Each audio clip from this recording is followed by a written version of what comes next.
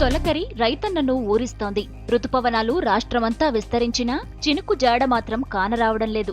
దీంతో పాలుపోని స్థితిలో పడిపోయారు అన్నదాతలు. రోహిణి కాస్త ముగిసి మృగశిరలోకి వచ్చినా అడపాదడపా చిరుజల్లులు కురవడం తప్ప ఒక్క భారీ వర్షం కూడా పడలేదు.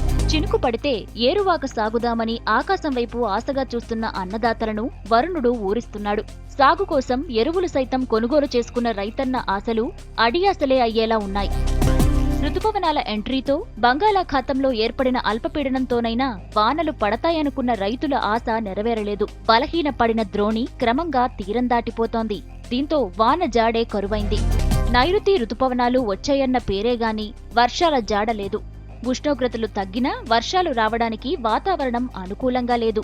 జూన్ 8 నాటికి రుతుపవనాలు రాష్ట్రమంతా విస్తరించాలి. కానీ ఇప్పటి వరకు విస్తరించలేదు. 10 రోజుల క్రితం కేరళలో ప్రవేశించినా అవి బలహీనంగా వచ్చాయి. గాలులు రాగానే అవే నైరుతి పవనాలంటూ వాతావరణ శాఖ అధికారులు ప్రకటించేశారు. బంగాళాఖాతంలో రుతుపవనాలు చురుగ్గా ఉన్నా మరో 4 రోజులు గడిస్తే గాని రాష్ట్రంలో వాన పడే పరిస్థితి లేదు.